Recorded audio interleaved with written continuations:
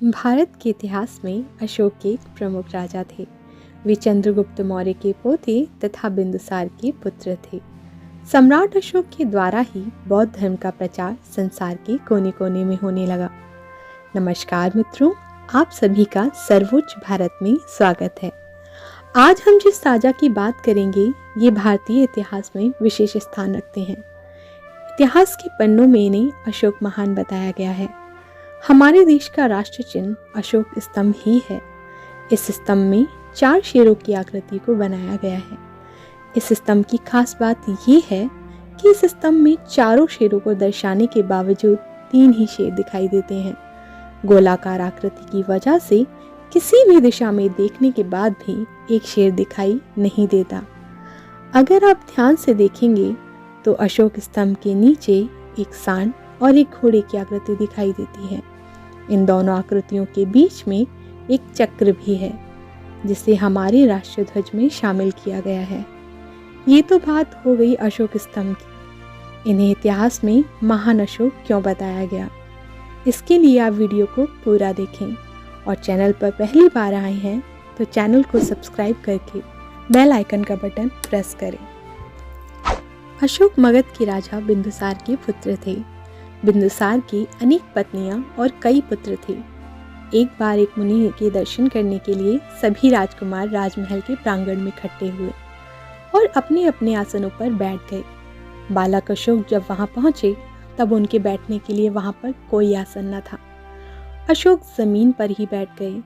इतने में राजा बिंदुसार मुनि को साथ लेकर आए। अशोक से पूछा कि तुम जमीन पर क्यों बैठे हो। अशोक ने यही जवाब दिया, भूमाता से बढ़कर कोई उत्तम स्थान नहीं है, वह कभी धोखा नहीं दे सकती। मुनि ने राजा बिंदुसार को बताया कि अशोक के अंदर कुछ अनोखे लक्षण हैं, इसीलिए वह खूब चमक सकता है। अशोक जब बड़े हुए तब बिंदुसार ने उन्हें मालव देश का शासक बनाकर उज्जैन भेजा। 273 ईस्वी में बिंदुसार की मृत्यु हुई।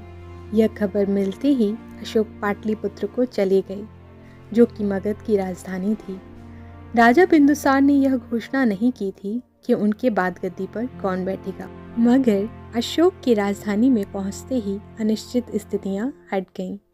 वे अपनी शासन दक्षता को पहले ही साबित कर चुके थे। वे साहसी थे, लेकिन भाइयों के संघर्ष के चलते उनका विधिवत राज्याभिषेक ईस्वी 269 में हुआ था। राजा अशोक उच्च विचार रखने वाले थे। कुछ लोगों ने तो उन्हें चंड अशोक भी बताया। अशोक राजा तो बन गए, अब उनके मन में सम्राट बनने की बड़ी इच्छा थी। इसकी पूर्ति के लिए उन्होंने एक बड़ी सेना और समर्थ सेनापतियों का संगठन किया। पहले उन्होंने छोटे छोटे राज्यों को अपने राज्य में मिलाया। बाद में शक्तिशाली कलिंग देश पर हमला किया, जो कि आज के ओडिशा राज्य में है। कई दिनों तक भयंकर युद्ध चलता रहा, पर कलिंग सेना हारी नहीं। इस पर अशोक के सैनिकों ने कलिंग सेना पर दारुण हत्याकांड शुरू किया। उस युद्ध में 1 लाख सैनिकों को मरते हुए अशोक ने एक पहाड़ पर से देखा। इससे भी दुगने सैनिक घायल हुए। 1.5 लाख सैनिक बंदी बनी। विजय पाने के बाद भी प्रसन्न होने की बजाय अशोक चिंता में डूब गए। तीव्र पश्चाताप को लेकर अशोक राजधानी को लौट आए। एक बौद्ध भिक्षु ने उन्हें समझाया, सच्ची विजय तलवार में नहीं, प्रेम से प्राप्त होती है। यह उपदेश पाने के बाद अशोक के मन को शांति मिली। अशोक ने अपने मंत्री, सेनापति और सामंतों को बुलावा भेजा। सबके सामने यह घोषणा की कि वे सदा के लिए हिंसा को त्याग रहे हैं। तब वे शांति दूत बन गए। सबको समझाया कि वे ज्ञान और प्रेम का प्रचार करें। इसके बाद वे धर्म अशोक के रूप में प्रसिद्ध हुए। अशोक ने सारे देशों के सामाजिक स्वरूप को बदल डाला।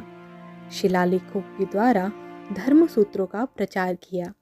उनके पुत्र और पुत्री बुद्ध के संदेशों को श्रीलंका में ले गए। इस धर्म के महामात्र और प्रचारकों ने धर्मपथ पर जनता को चलाया। यही वजह है भारत के इतिहास में अशोक को महान बताया गया। भला आज तक कोई राजा ऐसा नहीं हुआ जिसने युद्ध जीतने के बाद भी खुश नहीं, बल्कि दुखी होकर तलवार का त्याग कर दिया हो और अपने आप पर पश्चाताप किया हो।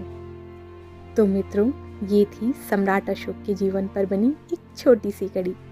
यदि आप इस वीडियो पर अच्छा रिस्पॉन्स देते हैं तो हम सम्राट अशोक का पार्ट 2 भी लेकर आएंगे।